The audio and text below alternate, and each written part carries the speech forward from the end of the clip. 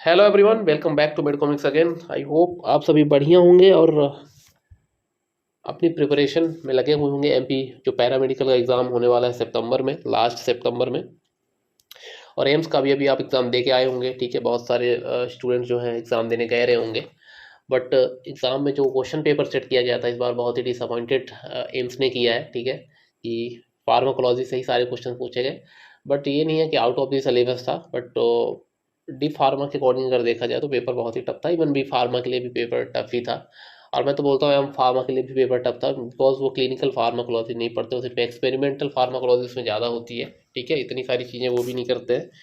And उसके अलावा भी अगर देखा जाए तो जो बच्चे डेप्थ में पढ़े होंगे उनके लिए भी पेपर इतना टफ नहीं था, उनके लिए पेपर बढ़िया था, क्योंकि वो केस स्टडी वाले क्वेश्चन देखा जाए तो एमपी में भी पूछने लगा है। 2024 की अगर बात करूँ, है ना, 2024 एमपी जो फार्मासिस्ट का एग्जाम हुआ था उसमें दो क्वेश्चन केस स्टडी वाले थे। एक था आपका जनरल एनेस्थीसिया पे, वहाँ पे उन्होंने पूछा था कि अगर हार्ट कॉम्प्रोमाइज्ड पेशेंट है तो उसमें कौन सा एनेस्थीसिया हम प्रेफर करते हैं। सेकेंडली एक आध क्वेश्चन और भी पूछा गया था वहाँ पे, वो मुझे याद नहीं है, ये मुझे क्लियरली याद है। ठीक है, वहाँ पे था ये क्वेश्चन। तो अब ये एक पैटर्न बन रहा है, हो सकता है कि आने वाले टाइम पे ऐसे क्वेश्चन आपको और भी देखने के लिए मिले। सो इसी एक पैटर्न को देखते हुए हमने भी ट्राई किया है कुछ 14 या 15 इंपॉर्टेंट क्वेश्चन आज हम करवाएंगे, क्योंकि टाइम थोड़ा नहीं मिल पाता है, इसलिए ना आज संडे है, इसलिए हमने बोला कि चलो देखते हैं, आज कम से कम 15 क्वेश्चन तो करवाने का ट्राई आपके लिए करेंगे। और एक क्वेश्चन मैं लास्ट में आपको वो बताऊंगा जो एम्स 2025 में एग्जैक्ट किस बुक से पूछा गया है, ये भी बता दूंगा आपको, और कब वो एग्ज़ाम आया, कब वो क्वेश्चन कौन से एग्ज़ाम में पूछा गया है वो भी बता दूंगा। ठीक है, लास्ट तक इस वीडियो में बने रहना। ठीक है, स्टार्ट करते हैं। पहला question, a woman taking cetirizine for allergic rhinitis complains of excessive sleepiness, है ना, ये तो इसका एडवर्स इफेक्ट हो गया, है ना, एक्सेसिव स्लीपीनेस, साइड इफेक्ट बोल सकते हो, एडवर्स इफेक्ट नहीं। विच of the following is the best alternative with minimal sedative effect, है ना, तो कौन सा उसको एक ड्रग इसमें लेना चाहिए कि उसको मिनिमल सेडेटिव इफेक्ट इससे मिले। ठीक है, तो सेट्रिजिन अगर ले रही है तो फर्स्ट जनरेशन क्लास का बोल सकते हो, सेकेंड भी बोल सकते हो, बट सेडेशन होता है तो इसकी जगह पे उसको हाइड्रोक्सीकिन तो और ज़्यादा सेडेटिव होती है। डाइफेनाइटामिन सेम क्लास की है, फर्स्ट जनरेशन H1 एंटीहिस्टामिनिक। ठीक है, तो वो भी उतना ही कॉज करेगी सेडेशन। प्रोमेथाजिन सेम उसी क्लास की है, बट फेक्सोफेनाडिन, ठीक है, फेक्सोफेनाडिन आपका सेकेंड जनरेशन, ठीक है, H1 blocker, but second generation है, इसमें मिनिमल साइड इफेक्ट्स या मिनिमल बोल सकते हो एंटीकोलिनर्जिक साइड इफेक्ट्स देखने के लिए मिलते हैं। एंड टर्फेनाडिन का मेटाबोलाइट होता है, it is a metabolite of the terfenadine, fexofenadine. And option D correct होगा। ठीक है, what is the side effect जिसकी वजह से टर्फेनाडिन को, एडवर्स इफेक्ट जिसकी वजह से टर्फेनाडिन को, है ना, बैन ही कर दिया गया है। सो टोर्साइटी पॉइंट या क्यूट इंटरवल बोल सकते हो इंक्रीज कर रहे थे, that is the reason we totally obsolete the terfenadine, astemizole, ये सारी ड्रग्स हमने ऑब्सोलेट कर दिया, बैन कर दिए। ठीक है, ऑप्शन डी करेक्ट होगा, फेक्सोफेनाडिन। ऐसे क्वेश्चंस अगर आप देखोगे तो हम पहले भी पोस्ट करते रहे हैं अपने टेलीग्राम चैनल पे, ऐसा नहीं है। ठीक है, कि पहली बार है, मैंने बहुत बार ट्राई किया ऐसे क्वेश्चन, समवेयर मैंने पूछे भी हैं अपने ग्रुप में ऐसे क्वेश्चन, बट होता है कभी कभी कि हम उन चीज़ों पे इतना ध्यान नहीं देते और वही चीज़ें आ जाती हैं। तो इसमें अब ये नहीं बोलूँगा मैं कि मैंने पहले आपको बताया था कि ऐसे क्वेश्चन आ सकते थे, कि ऐसे क्वेश्चन आएंगे, है ना। तो इन सब चीज़ों पे बातें नहीं होती, क्योंकि पेपर आदमी उसी हिसाब से पढ़ता है, इस हिसाब से सिलेबस दिया जाता है, क्योंकि मिनिमम क्वालिफिकेशन ही डी फार्मा थी एम्स में, ये यहाँ पे एम्स वालों ने गलत किया था। ठीक है, सेकेंड क्वेश्चन देखते हैं। A patient is brought to the emergency department with signs suggest opioid poisoning. What is the antidote of choice? So antidote पूछ रहा है, चॉइस है ना, और इस पे है इमरजेंसी साइन में ओपियोइड पॉइजनिंग। ठीक है, तो इसमें सीधा सा होगा, फ्लूमासेनिल अपन बेंजोडाइजेपिन पे देते हैं, एट्रोपिन अपन फाइसोस्टिग्मिन वगैरह या ऑर्गेनोफॉस्फेट की पॉइजनिंग वगैरह में यूज़ करते हैं। नैलोक्सोन ऑप्शन सी करेक्ट होगा, ये हम ओपियोइड पॉइजनिंग में यूज़ करते हैं। फाइसोस्टिग्मिन हम एट्रोपिन की पॉइजनिंग में यूज़ करते हैं। पॉइजनिंग से भी बहुत सारे क्वेश्चन एम्स फार्मासिस्ट में आए थे, पॉइजनिंग और एंटीडोट से हर एग्जाम पे आपको एक क्वेश्चन तो देखने के लिए फार्मासिस्ट में मिल ही जाता है। ठीक है, तो ऑप्शन सी करेक्ट होगा। हो सकता है जीपैट भी इस बार कुछ एडवांस लेवल पे फार्माकोलॉजी पूछ सकता है, ऐसा कुछ है नहीं, क्योंकि जो इंस्टीट्यूट एग्ज़ाम करवाती है जीपैट का, समवेयर जो मेडिकल एग्जामिनेशन होते हैं, बड़े मेडिकल एग्जामिनेशन होते हैं लाइक नीट पीजी, है ना, ये सारे एग्जाम करवाती है, हो सकता है वो करवा सके। क्वेश्चन थर्ड देखते हैं। Schizophrenic patient developed muscle spasm dystonia abnormal posture, है ना, so muscle spasm dystonia abnormal posture के सारे ईपीएस एक्स्ट्रा पिरामिडल सिस्टम हो गए। ठीक है, आफ्टर ट्रीटमेंट, इनका ट्रीटमेंट करने के बाद ही developed dry eyes, mouth, mydriasis and urinary retention, है ना। ड्राई आइज है, माउथ है मतलब ड्राइनेस है, ठीक है, माइड्रियासिस है, पीपल डायलेशन, यूरिनरी रिटेंशन भी साथ में देखने के लिए मिल रहा है। सो क्या ट्रीटमेंट हमने दिया होगा? अगर आप गौर से देखें, सारे एडवर्स इफेक्ट होते हैं या सारे इफेक्ट होते हैं एट्रोपिन के, ठीक है, एट्रोपिन के इफेक्ट होते हैं, एंटी कोलिनर्जिक इफेक्ट्स हैं ये, ठीक है, एंटी कोलिनर्जिक इफेक्ट्स हैं। तो एंटी कोलिनर्जिक इफेक्ट्स कैसे आएंगे? जब हम कोई ऐसी मेडिसिन देंगे जो कि एंटी कोलिनर्जिक क्लास की होगी, तभी हमको एंटी कोलिनर्जिक इफेक्ट देखने के लिए मिलेंगे, ठीक है। तो क्यूटियापिन नहीं होगा, ठीक है, हेलोपेरिडोल भी नहीं होगा, क्लोजापिन भी नहीं होगा, बेंजट्रोपिन, ऑप्शन डी करेक्ट होगा, बेंजट्रोपिन, ठीक है, बेंजट्रोपिन, बेंजहेक्सोल, प्रोसाइक्लिडिन, ठीक है, बाइपेरिडिन, ये सारी ड्रग्स जो हैं somewhere centrally anti cholinergic drugs होती हैं, ऑप्शन डी करेक्ट हो जाएगा, ठीक है। नेक्स्ट क्वेश्चन देखते हैं guys. A patient was started on a anti scissor drug with chronic use in seizure status. The adverse effect of this drug includes, थोड़ा question में गड़बड़ी है, ठीक है, जस्ट अ सेकंड मैं इसको सही करता हूँ। Patient was started on anti scissor drug, अगर विथ क्रोनिक यूज है ना, उसमें हमको एडवर्स इफेक्ट देखने के लिए मिल रहा है, फेशियल फीचर्स चेंज होते हैं जो, ठीक है, हर्सिटिज्म है एंड जिंजिवल हाइपरप्लेसिया है ना। थोड़ा क्वेश्चन ऊपर टांगे से इन्होंने टाइप कर दिया है, ठीक है, टाइप से थोड़ी गलती हुई होगी, है ना, बाय द वे छोड़ते हैं इसको, बट ऑप्शन देखते हैं अपने। कार्बोनाजेपिन, तो हर्सिटिज्म है आपके पास, जिंजिवल हाइपरप्लेशिया है, ये जो एंटी एपिलेप्टिक ड्रग है, तो जनरली फेनेटॉइन एंटी एपिलेप्टिक ऐसी ड्रग्स है जो ये सारे साइड इफेक्ट्स कॉज करती है, ठीक है। साइड इफेक्ट वाइज फेनेटॉइन तो इस बार हमसे बहुत ज़्यादा पूछी गई, ठीक है, दो तीन क्वेश्चन तो साइड इफेक्ट से ही पूछ लिए थे। एक बड़ा क्वेश्चन पूछा था साइड इफेक्ट से, एक आपका यही आई गेस जिंजिवल हाइपरप्लेशिया ये पूछ लिया था। तो हर्सिटिज्म, जिंजिवल हाइपरप्लेशिया, ये सारी चीज़ें करती हैं, साइड इफेक्ट इसको लेने से होते हैं एंटी एपिलेप्टिक। इसके अलावा भी नाइस्टिग्मस थोड़ा अनकॉमन सा है, कम अपन पढ़ते हैं, बट नाइस्टिग्मस वगैरह भी साइड इफेक्ट में ही आता है, और बहुत सारे होते हैं। टेराटोजेनिक होती है, ठीक है, फेनेटॉइल हाइडेंटॉइन सिंड्रोम सुना होगा आपने, ठीक है। तो ये सारी चीज़ें, ऑप्शन सी करेक्ट होगा। Next question, lamotrigine is an anti epileptic agent, act wise, तो मैकेनिज्म ऑफ एक्शन पूछा है लेमोट्रिसिन का, ठीक है। So lamotrigine N type calcium channel blocker, potassium channel opener, GABA mimetic action देती है, या फिर L type calcium channel blocker, ठीक है। तो लेमोट्रिजिन आपका सोडियम चैनल ब्लॉकर होती है, पहला पॉइंट तो आप ये नोट करो, सबको पता भी होगा। बट समवेयर ये एन टाइप का जो कैल्शियम चैनल्स होते हैं, ठीक है, एन टाइप के कैल्शियम चैनल होते हैं, उनको भी ब्लॉक करके एक्शन देती है, तो ऑप्शन ए करेक्ट होगा। वहीं पे अगर एल टाइप की बात करेगा, तो एल टाइप आपके पास जो अपन हाइपरटेंशन में पढ़ते हैं, ठीक है, 1,4 डाई हाइड्रोपायरिडिन, है ना।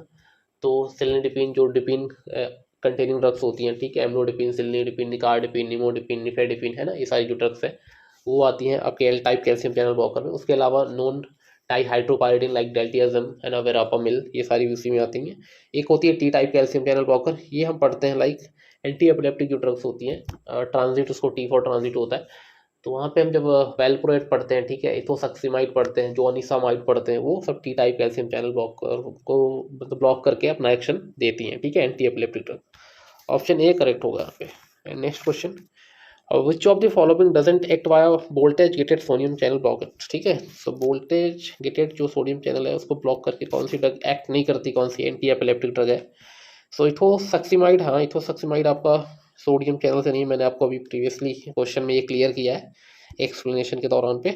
कार्बामेज़ेपिन बिल्कुल सोडियम चैनल को ब्लॉक करती है, लेमोट्रिजिन भी करती है, फेनेटॉइन भी करती है, ऑप्शन ए करेक्ट हो जाएगा, ठीक है। लेमोट्रिजिन का तो आप और याद रखना, मैंने बोला है आपको, जो अलग से मैंने आपको चीज़ें बताई इसके बारे में कि N type calcium channel blocker activity भी होती है लेमोट्रिजिन में, यहाँ से क्वेश्चन बन सकता है next time, option A correct होगा। Next question, risk of all of following is reduced by oral contraceptive use except, है ना, एक्सेप्ट ध्यान से देखेंगे। तो जितने भी रिस्क हैं, है ना, कैंसर्स के, वो हम ओसीपी जो ओरल कॉन्ट्रासेप्टिव पिल्स होती है उसके यूज से हम उसको रिड्यूस कर सकते हैं। कौन सा एक नहीं है जिसको हम रिड्यूस नहीं कर सकते? Colorectal cancer, we can reduce a colorectal cancer by using oral contraceptives. Cervical cancer, ovarian cancer, endometriosis. So cervical, है ना, जो डायफ्राम से ऊपर की चीज़ें हैं, ठीक है, लाइक हो गया आपका ब्रेस्ट हो गया, ठीक है, ब्रेस्ट कैंसर, है ना। उसके अलावा आपका सर्विक्स, सर्वाइकल वैसे अगर आप देखोगे तो ऊपर ही आता है, बोल देते हैं ना सर्वाइकल, है ना, ये वाला बैक एरिया जो अपन वर्टेब्री का होता है सर्वाइकल, तो उससे आप याद रखना, सर्विक्स याद रखना, ठीक है, सर्वाइकल कैंसर, फिर सर्विक्स याद रखेंगे आप, जो वुमेन का पार्ट होता है ना, रिप्रोडक्टिव सिस्टम का जो पार्ट होता है। तो ये दोनों है, ये हमेशा रिस्क ओसीपी के रिस्क को बढ़ाता है, ब्रेस्ट कैंसर सर्वाइकल कैंसर के रिस्क को हमेशा इंक्रीज करता है ओसीपी, ठीक है। सो ऑप्शन बी करेक्ट होगा, सर्वाइकल कैंसर ऑप्शन बी में है। बाकी ovarian cancer, endometriosis and colorectal cancer, इनके ट्रीटमेंट में यूज कर सकते हो ओसीपी। इसको सीईओ से याद रखना, आप याद रहेगा क्योंकि क्वेश्चन पूछा जाएगा, मुझे पता है समवेयर किसी न किसी एग्जाम में फिर से आएगा। Colorectal cancer, endometriosis and ovarian cancer, ये तीनों कैंसर के रिस्क को डिक्रीज करता है ओसीपी, ठीक है। ऑप्शन बी करेक्ट होगा। नेक्स्ट क्वेश्चन देखते हैं। A hypertensive patient is taking 3 antihypertensive drugs including diuretics but the blood pressure is not controlled। मतलब 3 hypertensive ड्रग, मतलब एक ही दवाई है जिनमें 3 दवाइयों को कंबाइन किया गया है, फिर भी उसका ब्लड प्रेशर कम नहीं हो रहा, तो ही आल्सो हैज हाइपोकैलेमिया। अब ध्यान से देखेंगे, which of the following drugs to be used to manage this patient. तो इसमें एक इंडिकेशन और दिया है, जैसे कि हाइपोकैलेमिया भी उस पेशेंट को है, मतलब पोटेशियम का लेवल समवेयर डाउन साइड है, ठीक है, डाउन साइड है। साथ में एंटी हाइपरटेंसिव, मतलब एक रेजिस्टेंट हाइपरटेंशन जैसे बात हो रही है, ठीक है, कि 3 हाइपरटेंसिव है उसमें इंक्लूड हो रहा है, फिर डायबिटिक्स भी है, फिर भी कम नहीं हो रहा, तो रेजिस्टेंट हाइपरटेंशन की यहाँ पे बात हो रही है, रेजिस्टेंट हाइपरटेंशन की बात हो रही है, ठीक है। तो फ्यूरोसेमाइड तो देंगे नहीं क्योंकि हमने पहले से डायबिटिक्स में इंक्लूड किया है। नाइट्रोग्लिसरीन भी नहीं देंगे। स्पाइरोनोलैक्टोन है ना, जो कि एल्डोस्टेरोन रिसेप्टर एंटागोनिस्ट, और जब आप मेनली पढ़ते हो क्लास डायबिटिक्स में तो पोटेशियम स्पारिंग डायबिटिक्स है ना, तो पोटेशियम को भी लूज होने से बचाता है, ठीक है, बॉडी में रखता है। तो हाइपोकैलेमिया में भी समवेयर ये करेक्ट करेगा, हाइपोकैलेमिया में भी करेक्शन करेगा, ठीक है, पोटेशियम लेवल को भी करेक्ट करेगा बॉडी में। तो स्पाइरोनोलैक्टोन करेक्ट होगा, ऑप्शन सी करेक्ट हो जाएगा। स्पाइरोनोलैक्टोन मिनरलोकॉर्टिकॉइड रिसेप्टर एंटागोनिस्ट या एल्डोस्टेरोन रिसेप्टर एंटागोनिस्ट बोल सकते हो आप। नेक्स्ट क्वेश्चन देखते हैं। यहाँ से भी एक क्वेश्चन आया था ना कि कुछ कौन से रिसेप्टर को एंटागोनाइज करता है। Mechanism of action of tianeptine in the brain है ना। टियानेप्टिन पहले तो किस क्लास की ड्रग है ये इंपॉर्टेंट है। एमिनेप्टिन, टियानेप्टिन, ट्राइजाइडोन आई गेस है ना, ये सब एटिपिकल एंटी डिप्रेसेंट्स होती हैं, ठीक है, एंटी डिप्रेसेंट पिल्स होती हैं, एटिपिकल एंटी डिप्रेसेंट पिल्स। और उससे सबसे इंपॉर्टेंट तो आपका ब्यूप्रोपियोन होता है, स्मोकिंग कंडीशन में जो यूज़ करते हो आप। इसका मैकेनिज्म पूछा गया है, सेलेक्टिव सेरोटोनिन रिएप्टेक इनहिबिशन नहीं होता। इसका मैकेनिज्म थोड़ा सा ऐसे है ना, इसीलिए इसको क्वेश्चन को मैंने इसमें लिया है, ठीक है। Selective serotonin reuptake enhancement, selective dopamine reuptake inhibition, and fourth one is selective norepinephrine reuptake inhibition, ठीक है। तो selective serotonin reuptake enhancement option B correct होगा। इस पे याद रखना, एमिनेप्टिन टियानेप्टिन दोनों का सेलेक्टिव सेरोटोनिन रिएप्टेक इनहेंसमेंट कभी भी मैकेनिज्म में आपको ऑप्शन बी करेक्ट करके आना है, यही वाला आपको, ठीक है, आंसर टिक करके आना है, ठीक है ना। चलो नेक्स्ट क्वेश्चन देखते हैं। फॉल्स स्टेटमेंट अबाउट सेलेजिलिन, ठीक है, सेलेजिलिन।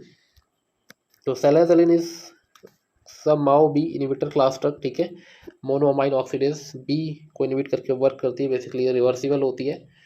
एंड देखते हैं कौन सा फॉल्स स्टेटमेंट है। It is a Mao A inhibitor, बिल्कुल फॉल्स स्टेटमेंट तो आपको पहले में ही मिल गया क्योंकि माओ बी इनहिबिटर होता है। डज नॉट कॉज चीज रिएक्शन, ठीक है। It decreases wearing effect of levodopa, levodopa की शॉर्ट हाफ लाइफ की वजह से जो ऑन ऑफ इफेक्ट आता है लिवोडोपा का, उसको भी सम वेरिएट रिड्यूस करता है। It is used in parkinsonism, हाँ, तो पार्किंसोनिज्म में तो बिल्कुल हम यूज़ करते हैं रेसाजिलिन सेलेजिलिन, ठीक है, ऑप्शन ए करेक्ट हो जाएगा। चलो नेक्स्ट क्वेश्चन देखते हैं।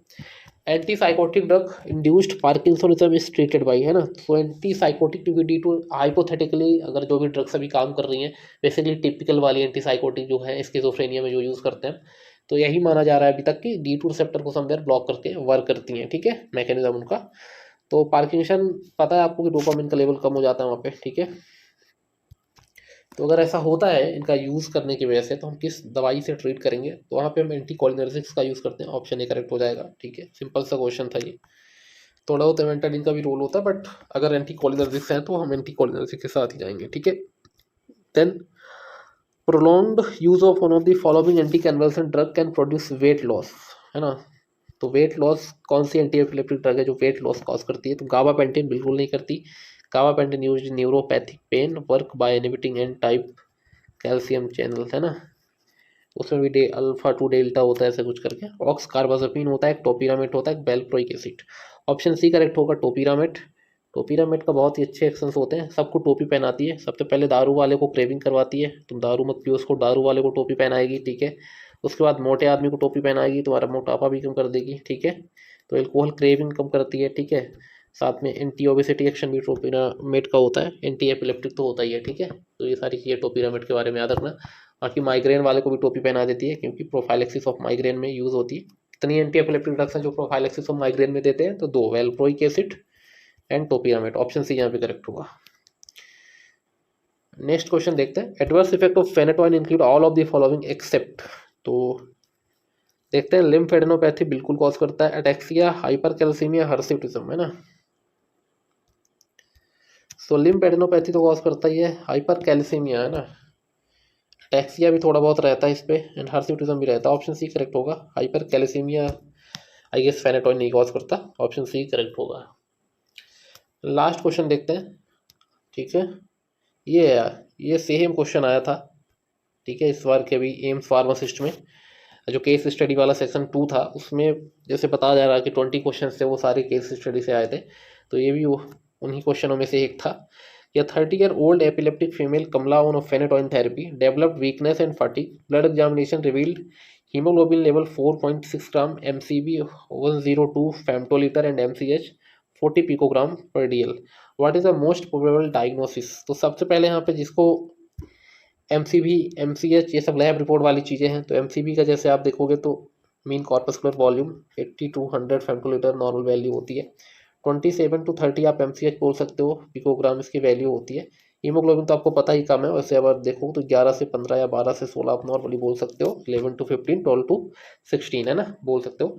बट देखोगे ना तो ये पूरा लैब का दे दिया कि जिसको जैसे लैब रिपोर्ट वगैरह है उसको आइडिया थोड़ा बहुत रहता है, जो डेप्थ में चीज़ें पढ़ता है उसको शायद पता हो कि हीमोग्लोबिन वगैरह जब भी कम होता है तो MCH MCV थोड़ा बहुत पड़ता है। हम जब भी रिपोर्ट देखते हैं तो ये भी देखते हैं कि हीमोग्लोबिन का लेवल क्या है। उससे फिर एक फैक्टर और होता है, रेड सेल डेप्थ होता है, डिस्ट्रीब्यूशन आई गेस डेप्थ होता है कुछ ऐसे करके, विथ होता है, sorry, red cell distribution with होता है, RDW वैल्यू देखते हैं, तो उस चीज़ों से भी पता चलता है। बट यहाँ पे इन्होंने फेनोटाइन मेंशन किया था, और फेनोटाइन पता है सबको कि फोलेट जो फोलिक एसिड के एब्जॉर्प्शन या विटामिन B12 के एब्जॉर्प्शन में वो भी अफेक्ट करता है। तो उस हिसाब से मेगैलोब्लास्टिक एनीमिया पे आंसर होना चाहिए था, ऑप्शन डी करेक्ट होगा, मेगैलोब्लास्टिक एनीमिया। और बुक में भी मेगैलोब्लास्टिक एनीमिया को करेक्ट माना गया है, आंसर यही दिया गया है। और ये आपको क्वेश्चन कहाँ मिलेगा, मैं ये बता देता हूँ आपको। ये क्वेश्चन आपको मिलेगा जो आप वो स्पर्श गुप्ता और गोविंद राय गर्ग, डॉक्टर गोविंद राय गर्ग और स्पर्श गुप्ता, डॉक्टर स्पर्श गुप्ता जी की बुक आती है फार्माकोलॉजी के ऊपर एक, वहाँ पे आपको एंटी एपिलेप्टिक वाले पोर्शन में जब आप जाओगे, ठीक है, drug acting on the CNS, वहाँ पे आपको ये क्वेश्चन मिलेगा। और ये क्वेश्चन नीट में आया हुआ, नीट PG एम्स है ना, एम्स वगैरह में पूछा गया था 2003 में, ठीक है, तब का वहाँ पे डला हुआ ये क्वेश्चन है, किस ईयर में आया था वो मैं बता रहा हूँ आपको। तो इस बार एम्स ने यहाँ से क्वेश्चन उठाए हैं। बाकी देखो ऐसा भी नहीं है कि उसकी बुक कोई नहीं पढ़ता, हम भी पढ़ते हैं, हम फार्मासिस्ट वाले ही हैं।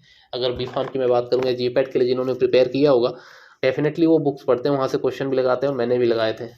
और एम्स का एग्ज़ाम देने मैं भी गया था आप, बट अनफॉर्चुनेटली एग्ज़ाम इतना अच्छा हुआ नहीं है, सबको पता है, मेरा भी उसी हिसाब से है कि अच्छा हुआ नहीं है। बट देखते हैं, रिजल्ट का वेट कर ही रहे हैं क्या होता है, बट होगा नहीं कि मैं अपना बता रहा हूँ। बट थोड़ा एम्स ने इस बार गलत तो किया है ना, उसके लिए देखो चिल्लाने से कोई मतलब नहीं, आप इससे अच्छा अपनी पढ़ाई पे, रेलवे वगैरह पे ध्यान दो, क्योंकि लोग बस बातें करेंगे, और अपना तो इतना बड़ा प्लेटफॉर्म ही नहीं है कि अपन जा सके, सीधी बात बोलते हैं।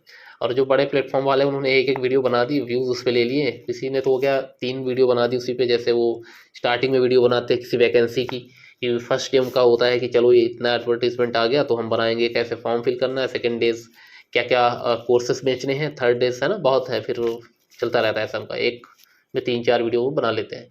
तो ऐसा ही इन्होंने सेम रिजल्ट के साथ भी, मतलब पेपर के साथ भी किया कि ऐसा पेपर आया था, टफ आया था, ये दुनियादारी हो गई, अब कोई कुछ नहीं करने वाला आपके लिए।